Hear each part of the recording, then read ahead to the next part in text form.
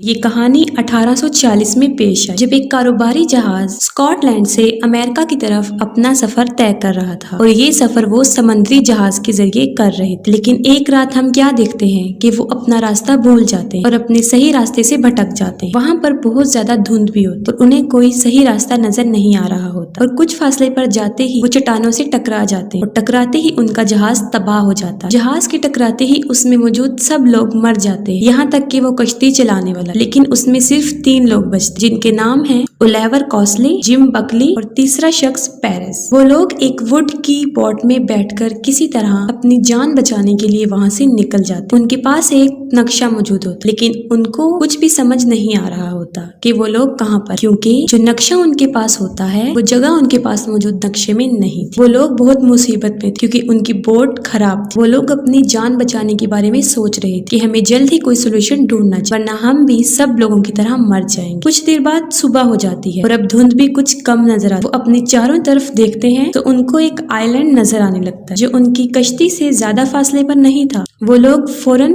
उसके किनारे पर आ जाते और वहां आकर कुछ देर बैठ जाते। वहां पर बहुत सुकून और सन्नाटा होता है, जिससे उनको ये महसूस होता है कि ये आइलैंड बिल्कुल खाली है, यहाँ उनके अलावा कोई नहीं है। कुछ देर गुजरने के बाद वहाँ एक बूढ़ा शख्स आता है जिसका नाम पिंगल होता है। दरअसल वो बूढ़ा आदमी उस आइलैंड का ही रिहायशी था। वो उस आइलैंड पर उन तीनों को बहुत अच्छे से वेलकम करता है और उनको अपने घर ले जाता है और ले जाते ही अपने घर वो उन्हें खाना खिलाता है। कॉस्ली अपनी कहानी बताना शुरू करता है कि वो लोग यहाँ पर कैसे आए, क्योंकि उनका जहाज चट्टानों से टकरा गया था और जहाँ पर ये वाकया पेश आया वो उस बूढ़े शख्स के घर से ज्यादा दूर नहीं था। वो लोग ये सोच रहे होते हैं कि शायद उस कश्ती में मौजूद हमारे अलावा और लोग भी बच गए हों। वो उस बूढ़े शख्स को कहते हैं कि उसको वहाँ पर आग जलानी चाहिए। इसका फायदा ये होगा कि अगर कोई शख्स बच गया होगा तो वो यहाँ पर आ जाएगा। इसके जवाब में वो बूढ़ा शख्स उनको कहता है कि तुम लोग आराम कर लो, मैं आग जला दूंगा। जो वाकया उनके साथ पेश आया था उसमें कॉस्ली का बाजू बुरी तरह जख्मी हो जाता है। वो बूढ़ा शख्स उनको मशवरा देता है कि उन्हें कुछ दिन वहाँ आइलैंड पर ही स्टे करना चाहिए जब तक कि वो पूरी तरह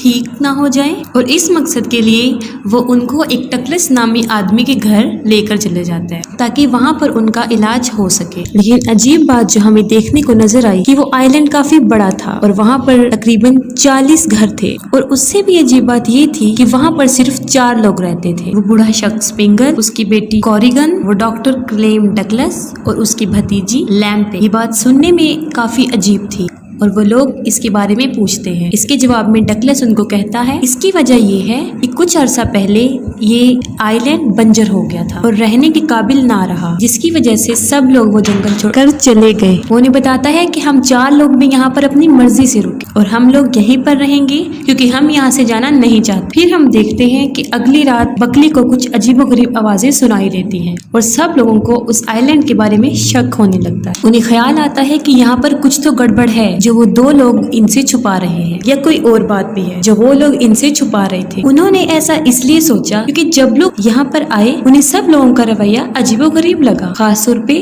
वहाँ की फीमेल्स का। वो हकीकत का पता लगाना चाहते थे, इसलिए वो लोग खुद उस आइलैंड को देखने का फैसला करते हैं कि आखिर इसके पीछे क्या हकीकत छुपी है, जिसके जवाब में डगलस उनको मना कर देता है। वो उन लोगों को मना करता है कि उनका वहाँ से निकलना किसी खतरे से खाली नहीं है कि आइलैंड पर अंधेरा जल्दी हो जाता है, और जैसा वो लोग सोच रहे हैं वैसा कुछ नहीं है। आइलैंड पर कुछ ऐसी बात नहीं है, और कहता है कि तुम्हारा फायदा इसी में है कि तुम यहाँ पर ही रहो। लेकिन उस बूढ़े शख्स की बातें बिल्कुल ठीक थी। उसने कहा था वहाँ पर कोई नहीं है, वहाँ पर सच में उन्हें कोई नहीं मिला और सारे घर खाली थे। मगर हकीकत तो ये है कि वो डेड आइलैंड था, क्योंकि वहाँ पर ना कोई जानवर था और ना ही कोई इंसान। बकली को ये जगह मशकूक लगने लगी, और इस आइलैंड की सबसे अजीब बात ये थी कि वो किसी मैप में भी मौजूद नहीं था, जबकि वो उस लैंड के आसपास ही था, लेकिन फिर भी वो किसी नक्शे में नहीं पाया जाता।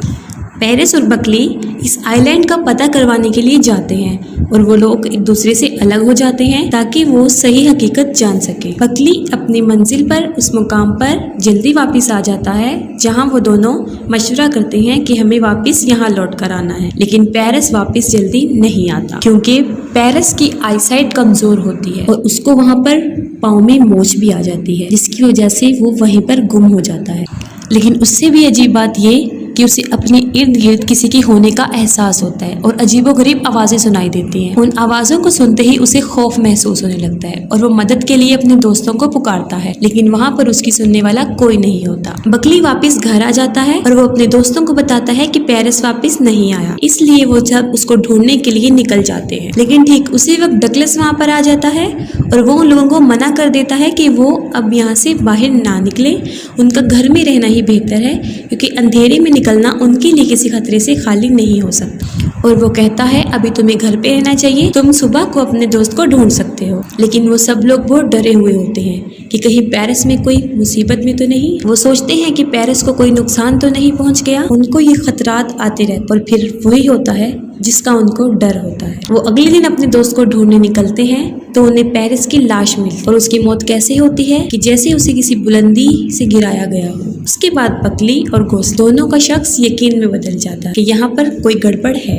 वो सोचते हैं या तो इस आइलैंड में कोई गड़बड़ है या वहाँ पर रहने वालों में। उन्हें उन चारों शख्स पर जो वहाँ पर रहते थे शक था, खास तौर पे वहाँ की औरतों पर, क्योंकि वो औरतों में होने वाले बदलाव को देख सकते थे कि अचानक से ही उनके फेस का कलर, उनकी आंखों का कलर चेंज होने लगता और वो औरतें इतनी अजीबोगरीब हो जाती और हरकतें करने लगती कि उनको बेड के साथ बांधना पड़ता। और उनमें से जो औरतों में से सबसे अजीब औरत थी वो कॉरेगन थी। वो सबसे अजीब इसलिए थी क्योंकि उसकी हरकतें सबसे अजीब थी। वो रातों को जंगलों में घूमती रहती, वो अजीबोगरीब रिचुअल करती, आग के गिर्द घूमती रहती। और जब पेरिस गुम हो गया था तो वो औरतें अजीबोगरीब बन गई थी, मतलब उनके फेस का, उनकी आंखों का रंग चेंज हो गया था, जिससे ये जाहिर होता था कि या तो उन्होंने पेरिस पर हमला कर दिया था या उस पे जादू कर दिया था या उनको पता था कि पेरिस मर रहा है, लेकिन वो फिर भी अपने दोस्त की जान नहीं बचा सकते थे, उसके लिए कुछ नहीं कर। और हमें पेरिस जिस हालत में मिला वो मुर्दा था। इसके बाद हम देखते हैं कि हमें आइलैंड पर एक तीसरी औरत, उन दो औरतों के अलावा एक तीसरी औरत भी नजर आती है, लेकिन वो औरत उनको उस आइलैंड में आकर नजर नहीं आई, क्योंकि जब वो अपनी कश्ती में सवार थे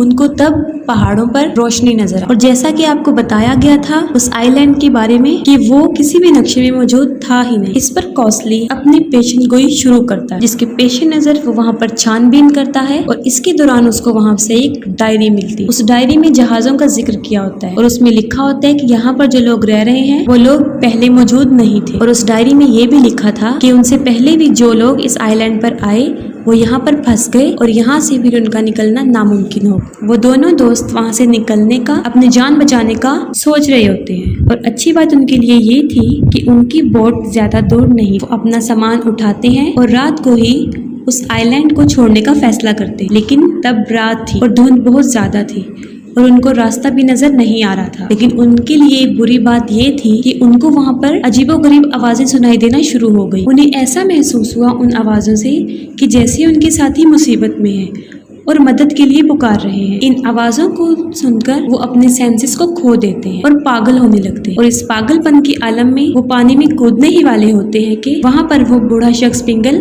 फौरन आ जाता है और उनको वापस आने का बोलता है। पिंगल उन्हें अपने घर ले आता है और उनको समझाने की कोशिश करता है कि अब तुम यहाँ पर बुरी तरह फंस चुके हो, तुम्हारे लाख कोशिश करने के बाद भी तुम यहाँ से नहीं निकल सकते। वो उन्हें कहता है कि अगर तुम्हें अपनी जिंदगी से प्यार है, अगर तुम जिंदा रहना चाहते हो तो तुम्हें हमारी बात सुननी होगी, हमारी बात माननी हो, वरना तुम्हारा हाल भी वही होगा जो उन लोगों का हुआ, यानी तुम भी मारे जाओगे। और अब वो इस आइलैंड का राज फाश करता है और उनको हकीकत बताता है कि ऐसा यहाँ पर क्यों होता है और क्यों हो रहा है उनके साथ। वो उनको कहानी बताना शुरू करता है कि कुछ साल पहले उन्हें समंदर के किनारे एक सुनहरे बालों वाली लड़की मिली। और ये वाकया तब का है जब ये आइलैंड बिल्कुल आबाद था, यानी वहाँ पर सब लोग रहते थे और अपनी जिंदगी को एक खुशहाल तरीके से गुजार रहे थे। और वो लड़की भी रहती, उस लड़की का नाम प्रेसेप्नी था। वो लड़की नेचर से काफी फ्रैंकली थी और फ्रेंडली भी। सब लोग उसको उसकी नेचर की वजह से बहुत पसंद करते थे क्योंकि वो बहुत खुशहाल खुशबाश लड़की थी। लेकिन उस लड़की के बारे में हकीकत कुछ और थी। वो इंसानी रूप में एक गॉडेस यानी एक देवी थी। जब से वो इस आइलैंड पर आई थी,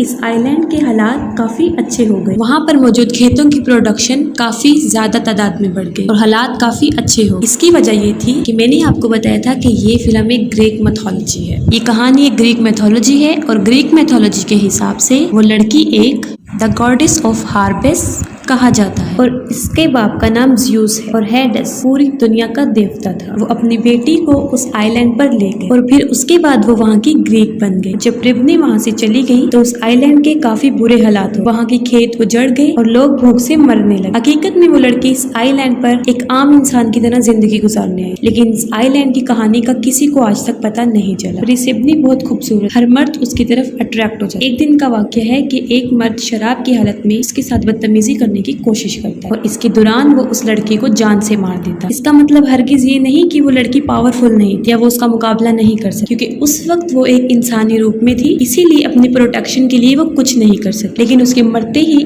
आइलैंड पर जवाल आ गया, कहत आ गया, लोग भूख से मरने लगे और वहाँ का सब कुछ बंजर हो गया। और उसके बाद उस आइलैंड के मर्द आहिस्ता आहिस्ता मरने लगे, वो भी वहाँ की औरतों से। वो अपनी ही औरतों के हाथों मरने लगी, क्योंकि वो लड़की अपना बदला नहीं ले सकी। इसलिए वहाँ पर रहने वाली औरतें अपने आप पर बेकाबू थी और अपने बाप भाई बच्चों का किसी की पहचान नहीं रखती थी और उनको जान से मार देती थी। और जो लोग यहाँ पर फंस जाते वो यहाँ से नहीं निकल पाते और जो लोग यहाँ से निकलने की कोशिश करते उनको जान से मार दिया जाता। यही वजह है कि ये आइलैंड बंजर है, क्योंकि जो भी यहाँ पर आता वो मारा दिया जाता, क्योंकि गॉडेस का कंट्रोल औरतों पर ज्यादा था। और इसी वजह के पेश नजर उन 4 लोगों को वहाँ पर जिंदा रखा गया ताकि ये कर्ज आइलैंड पे हमेशा बरकरार रहे और जो भी जहाज वहाँ से गुजरता वो इस आइलैंड के कंट्रोल में आ। इसके बाद ये होता कि वो जहाज तबाह हो जाता और उसमें लोग मौजूद मर जाते और ऐसा कई सालों से होता आ रहा है।